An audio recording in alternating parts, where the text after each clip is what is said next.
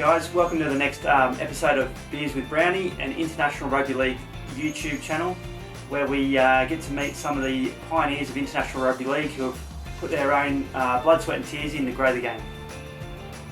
Okay guys, so if we can get 1,000 subscribers to our YouTube channel, we're going to buy 100 footies and we're going to send them out to developing rugby league countries all across the world where these footies will come in very handy.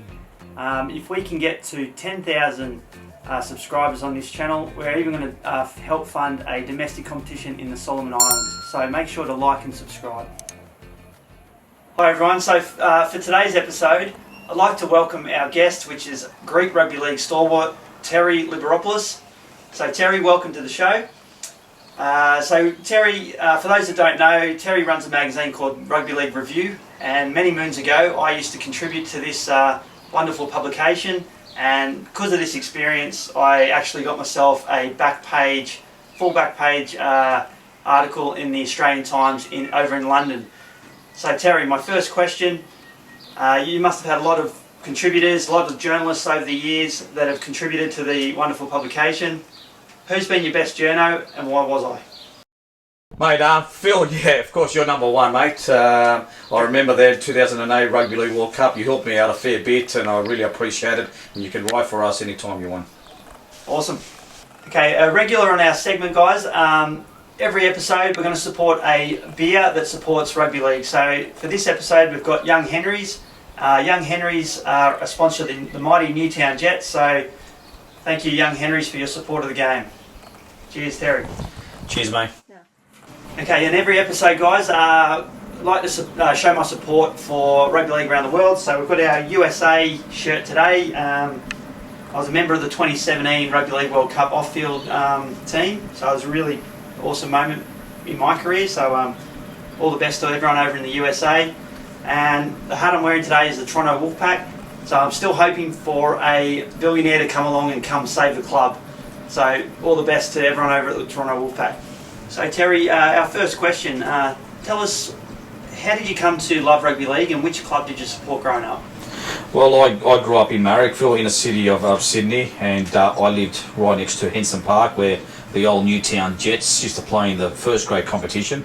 Of course they're still around, but not in the NRL. And that was in the late 70s, so I just used to always go, what's all this noise? And I used to go and watch it, and they gave us a schoolboy pass. I went to Henson Park every second weekend, watched Newtown play.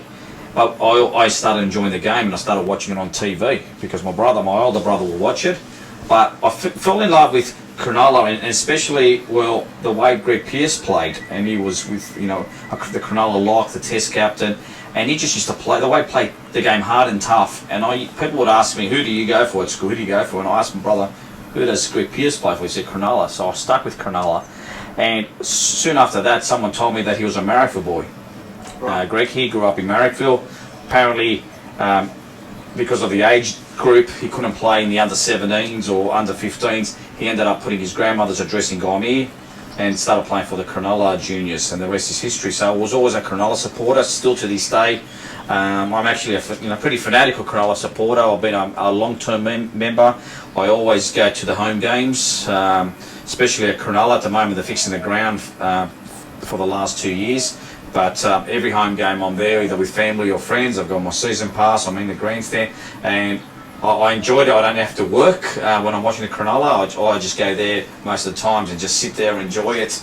And I sort of fell back in love with rugby league, especially when I was doing a lot of work and you sort of went too much rugby league. Sometimes you need a break, but going to the games and not actually working, my love for the Sharks has returned. Reignited. And when they won the grand final in 2016, that was the greatest moment because all I wanted was one premiership in my lifetime, and I got to see it. It was at the grand final. I actually got on the ground. Wow.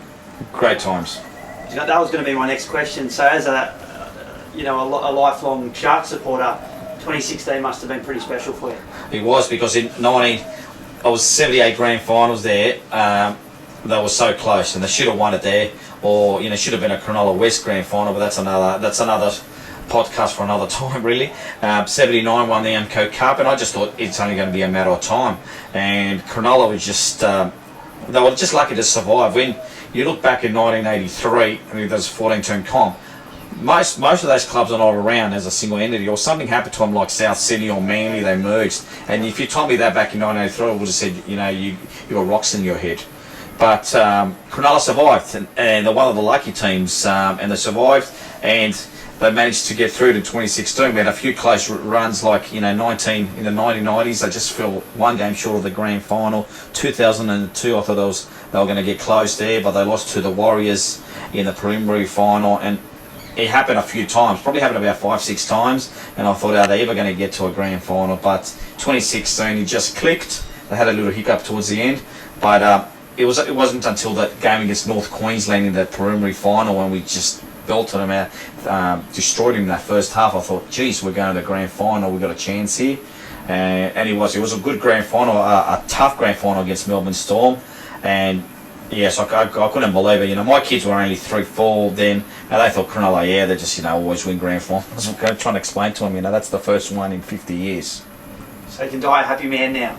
I can die happy, man, because, like, you know, there was T-shirts made saying, I just want one premiership before I die, and that's it, you know. Mate, if we can get another one, great.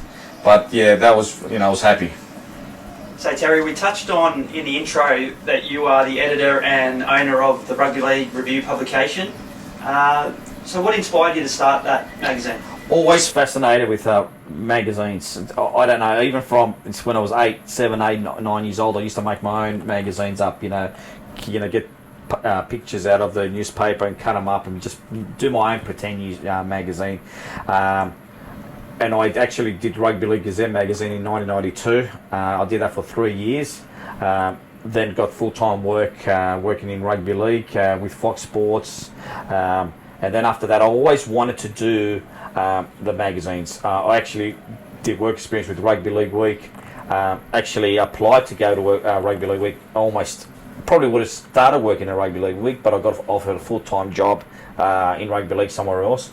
I took that because that was a guarantee and good money. Yeah. But I always wanted to do a Rugby League magazine. Get back to doing one. Actually, the English magazine League Express. So actually, in 2000, I asked them, why don't you do an Australian version, which I'll edit? You know, to have an Australian weekly. Yeah. You know, same as a bit like a Rugby League. But at the time in 2000, Rugby League Week had gone away from doing the old, you know, New South Wales country international stuff. Was more focusing on New South Wales, not on the NRL. Yep. And a lot of the other competitions that weren't there. So that's what I was pushing. Why don't you do that? Something to cover everything else.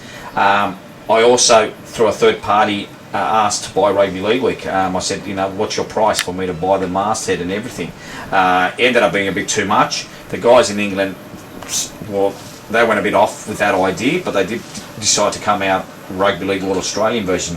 Yep. In the meantime, I said to myself, stuff it, I'm just going to do this by myself.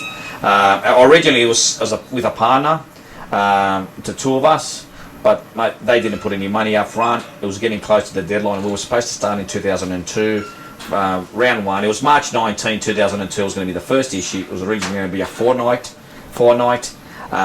but 3 days before the first issue, I pulled the plug. There was no money coming through from my partner, so I just said, you know, I'll leave it, and I left it for a few months. And then at the back end of 2002, September 2002, I was doing a lot of work for Rugby League World, the Australian edition.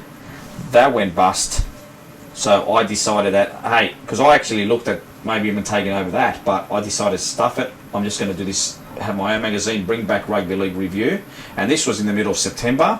And I said, I'm going to bring back Rugby League Review. The plan was to bring it back at the start of 2003, first issue. I did, and I bought it out in October. So in 2 weeks, I decided to just do it together and just get all the cobwebs out, get the distribution fixed up, the news agents, all that fixed up. And within 2 weeks, the first issue came out. And I did that on myself and decided that's going to be a monthly. So Terry, you must be proud that the Rugby League Review is the last hard copy magazine available in Australia now.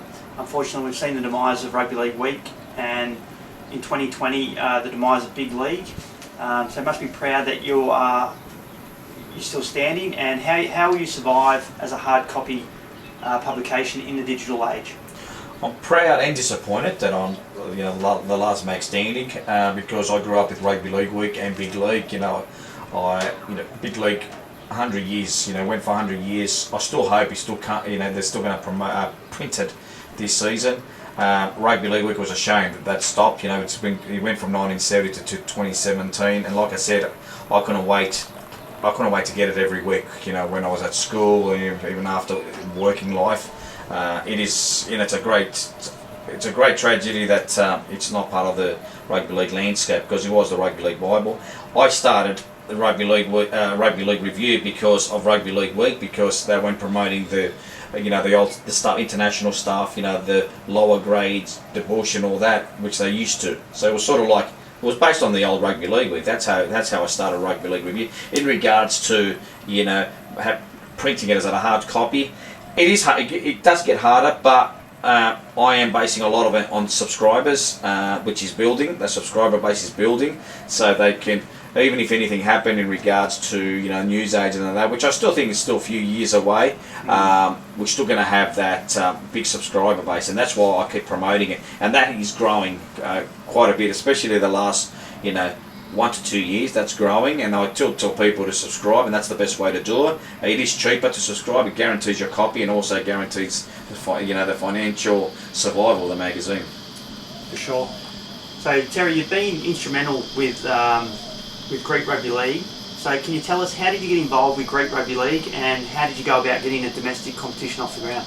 Well, first of all, I love the international game. I've always been fascinated, even when I was 19 years old, when I remember playing France and Papua New Guinea and all that. I guess this is just incredible. And even when the USA and Canada started playing the old Tri-County series back in the 1987, 88, I love reading about that. Even in the old Open Rugby magazine, which is one of my favourite, just because they used to have a lot of stuff in the international stuff.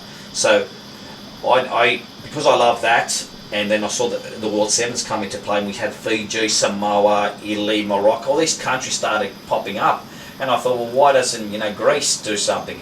But I never did anything about it, but I heard whispers that there's been talk about someone wants to put a Greek side in there, but nothing happened until 2002, and it was actually for the first issue of Rugby League Review. New Caledonia was starting up Rugby League.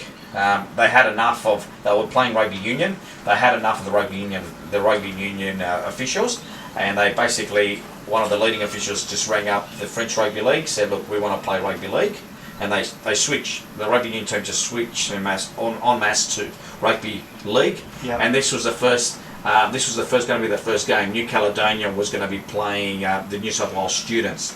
First game of Rugby League. They were going to have training courses and all that. Right. So I thought this might be a good thing to go over there and do a story.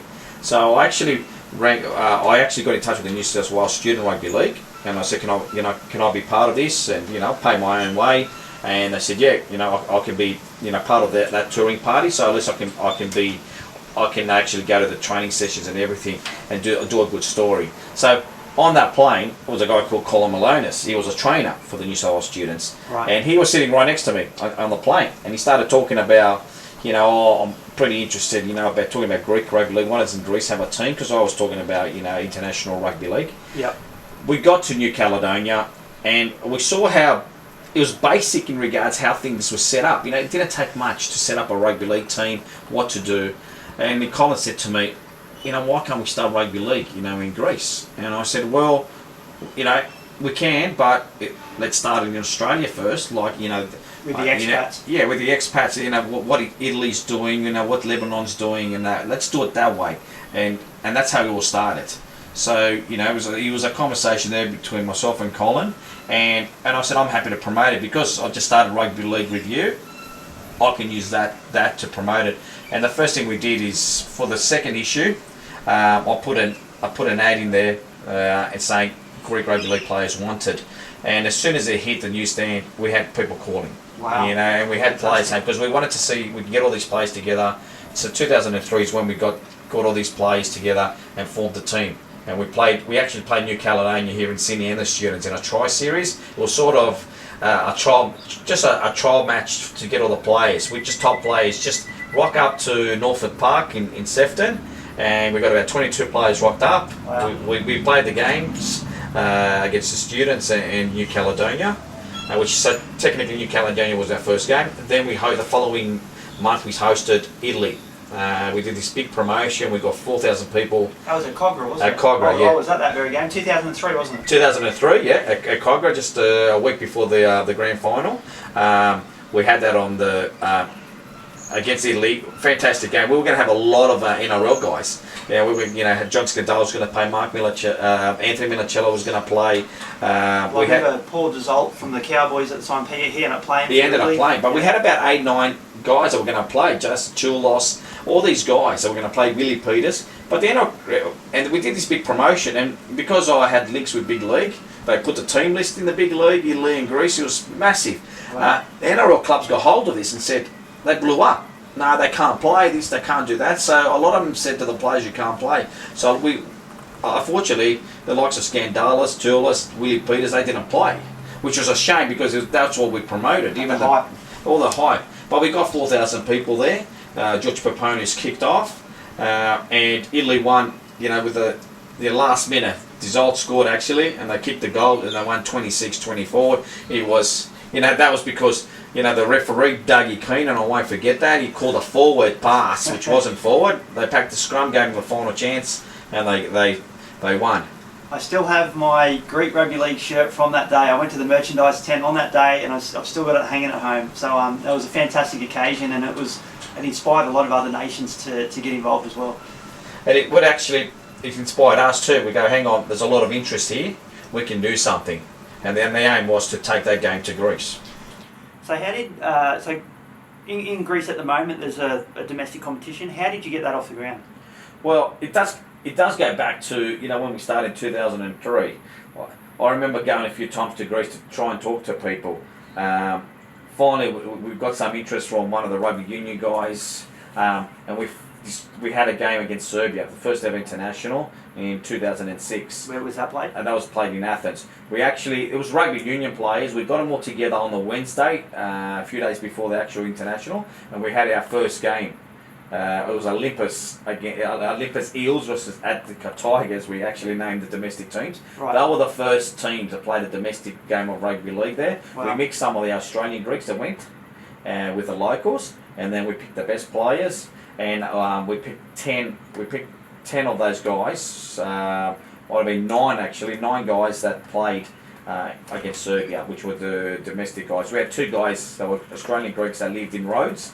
They played their own way, flew to Athens to be part of the game. And they said, they love rugby league. They played it.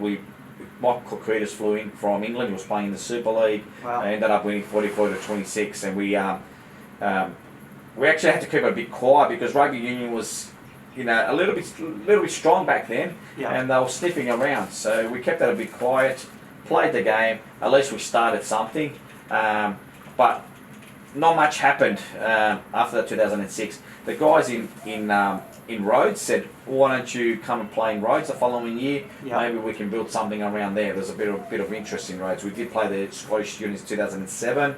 Yeah. 2008, we brought some guys over from Greece to play in the Student World Cup in Brisbane. And then in 2009, we played here. We played in Sydney, and we were supposed to go back to Greece to try and kickstart it again, but nothing was happening. Actually, we weren't getting the right people, and so 2009, the Greek Rugby League sort of went into recess. Right. And it was 2012, the same time that things started back here. It was Vanuatu. We're looking for someone to play a game in Vanuatu. They had Fiji, they had Solomon Islands lined up, they had all these teams lined up, but nothing happened. And Dane Campbell, who played for Newcastle Knights, he rang me in desperation saying, "Would Greece, would you be interested in coming to Vanuatu? We can help you with, some of the costs here. You can get yourselves over to Vanuatu." And I said, what happened is those 3 years and nothing was happening. I was getting a bit disappointed because I started seeing other countries emerge around the world playing rugby league. And I said, it's a shame it's what happened with Greece because we've done all this hard work, nothing's happened. So I rang around a few people that played before a few years ago, and I managed to get already 10, 11 guys that were interested. Yeah. So we got a team together, went to Vanuatu, and the interest started up again. Meanwhile, we had a guy in Greece called George. He was actually from Brisbane. He moved to Greece. Right. he loved rugby league, and he was working in a hotel, and he decided to form a Facebook page, I think called Athens Rugby League, and just say if anyone's interested. He said we have two teams ready to go, which we didn't, but he just said it to make it look good, and he got someone which another guy which caused us problems later on. He got in touch with him, and they started promoting it and trying to get people, word of mouth through social media. Got enough players together to form, 3 teams of 9 aside in 2012. Right. At the same time, we're starting up this game in Vanuatu. So we were talking to each other to help each other. 2013, that was their first season. They had enough more players. Rhodes decided to join them. We were originally from a rugby union team. They formed a rugby league team, and they joined the other 3 teams in Athens. And actually another team joined up. They had 5 teams. Right. We said that we'll come over to Greece in 2013 via Thailand. We played Thailand, and then we went to Greece to help them with development, helping with coaching, and we also picked 8 players to play Hungary. We had Michael Kokitas playing. Braith and Nasta played in that game. Look, we did win 90-0, and Braith scored 46 points. Wow. But it was just a start that the locals could see something big's happening here. Yeah. And within by the next year, things started growing in Greece. Excellent. So Terry, you've been there since day one with Greek Rugby League. You've been to a lot of destinations with internationals. I even remember when I was involved with the Australian Fijians, we had a game at Cogra, which I think was John Scandalis' last year as a professional. He actually played in that game at Cogra. But yeah, you've been all around the world with the Greek international team. So tell us about where you've been and what was your most memorable occasion. I think nearly all of them are fantastic. We've been to, like Vanuatu, like I mentioned before. We've been to Japan, Thailand, Greece many times, Serbia, England, Hungary. Malta. Malta, we played him here. We haven't been to. We actually Greece has played in Malta, but I wasn't there for that game. Right. We played them in the 2014 European Championships. So all the games are fantastic. Just to see Greece run out. I mean, the first game to see played in 2006 in Serbia was a big occasion for us, and also the 2003, the first time when we put it all together, just to see Greece run out. It was emotional. 2006 was emotional, and then you also go back to when we beat Serbia in 2019 to reach the World Cup. We won 82-6, but we just wanted the game to finish because to say officially we're in the Rugby League World Cup. Okay, so Terry, with Greece qualifying for the 2021 World Cup, it was a fantastic and huge occasion for the game. So a credit to all the players, coaching staff, off-field staff, everyone involved. So congratulations for qualifying. So will there be a number of domestic Greek players involved in the campaign? And if so, who should we keep an eye on? Well, we've already decided that there's 24 players in a squad that we will take 8 from the Greek domestic competition. So 16 will be heritage players, 8 will be from the Greek domestic competition. We just feel that there's no point us taking 23, 24 heritage players. We'll think it'll be better for the game domestically. We get these players involved. They've done a fantastic job. They've been part of these qualifiers, and it's only fair they'll be part of the World Cup because we are one family, and there are some good players there that we know will do the job because they've already done the job before in the qualifiers. We've got Stefanos Bastas, who's a domestic international captain. He's played from Rhodes. He never played rugby league. He was at university in Rhodes, saw these guys training, go, what the hell's going on here? All of a sudden, he's playing semi-professional in England with Doncaster. Wow. So now he's playing with St. Gaudens in the League One in the French competition. Excellent. So he's decided to further his playing career, and he'll definitely be there. And then we've got other guys there. They've also gone to England. They've played also in France. We got a guy called Yanakis. He's very tough, very good player. He plays for the Aris Eagles in Athens. Greg Koo's another good player. Nick Bosmos, Aris Dardamanis. There's players there, and there's more players coming through that want to learn. So that's the advantage of having these guys mixed with the heritage players. They know which level to go, and they can actually, and they play well.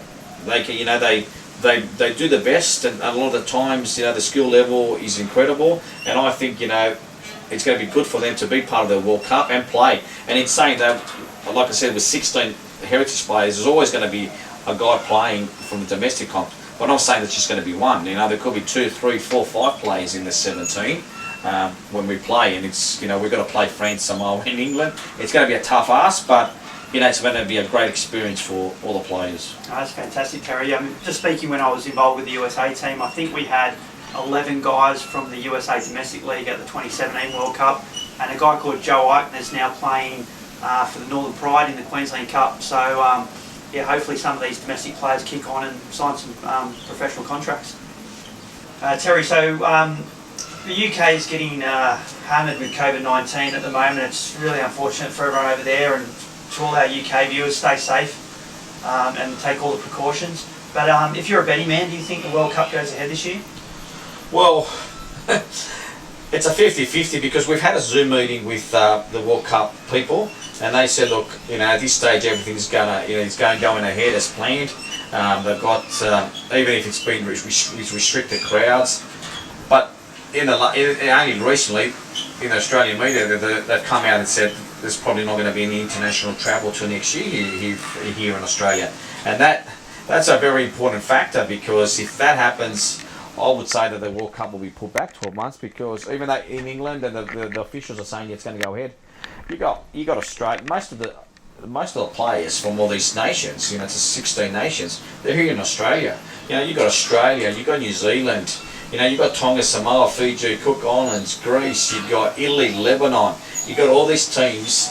The players are here. If they can't travel, how's that going to happen? Are they going to get special rules to travel? Then the World Cup people will have to organise these trips from Australia, because they only organise the trips from Greece. We have to get to Greece ourselves.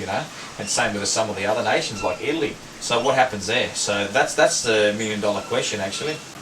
Terry, I know the Greek Australian arm of Greek Rugby League do a fantastic job with fundraising for the governing body. I was there myself last year, as you know, at Brighton Le Sands. We had Braithen Astor was there, and Michael Korkidis, and I think Steve Georgalis was there, which it was a fantastic occasion, and it raised some much needed funds to help develop the game in Greece. Are there any plans for the Greek Aussies to get more Greek Aussies involved? Well, yeah, it is, because of COVID. Everything has stopped. We want to do more fundraisers, big dinners. We want to get more people involved, and with this Rugby League World Cup, we want to promote it more. Greece is in there, and I think more of this will happen after the World Cup, because when they start seeing the domestic guys involved, because some people still think, it's just Aussie Greeks going over, but I think they'll be pleasantly surprised when they see this, what's going on in Greece. These guys are playing in the World Cup, like I said, we're playing England. You're talking about all these, full-time professionals, and you've got guys from Greece playing against them. And I think this is going to open a lot of people's eyes. They're going to say, well, they're a bit more fair income now in Greece. They've got a competition which we've had for many years. The players actually playing in the domestic comp, and I think that will get more Australian Greeks involved. And that's what we want, not just players, but staff and officials and sponsors, which is very critical in and the key to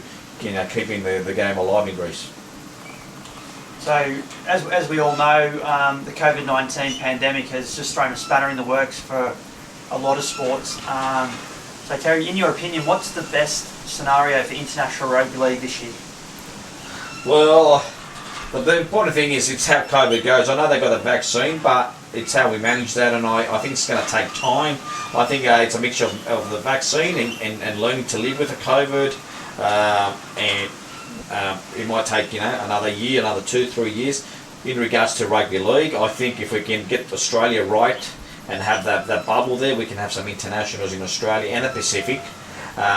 England or the Northern Hemisphere, I'm not sure yet because of how many numbers they've got there, but hopefully with a vaccine, they can start playing a few games. But I think at the moment the Australian and the Pacific bubble might be the key of playing a few internationals, and hopefully the World Cup, if it doesn't go ahead this year, well, I think next year will definitely be the year that it goes ahead, and that's crucial because we need to promote rugby league. But things change with COVID day by day, so you think you're on top of things, next thing you know, there's a blowout. As soon as you open the borders and that, so.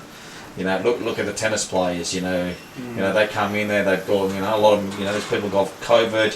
What do you do? So it's I think probably it won't be till the back end of the year before we start seeing some kind of success over the COVID, and that with that we can start playing rugby league. Well, I really do hope the World Cup does go ahead, but if it worst case scenario it doesn't, I'd love to see Tonga continue their momentum that they had pre-COVID, where they'd beaten all the top 3 teams in the world, and as we know, all their players are full-time NRL players, so they're all based in Australia. So I'd love to see Australia versus Tonga and New Zealand maybe in a tri-series if there's no World Cup, rather than no internationals at all. So let's just hope something gets off the ground, but best case scenario, the World Cup goes ahead. Yeah, I hope so. I really do hope so. That this is a plan, 2021, play the World Cup. But it all comes down to what's going on with this COVID thing. At the end of the day, we've got to be safe, and once we're safe, then we can move on to sports. Well, Terry, I'd like to thank you for your time and for being a guest on Beers with Brownie. I hope you enjoyed it. Thanks very much. Thanks for having me.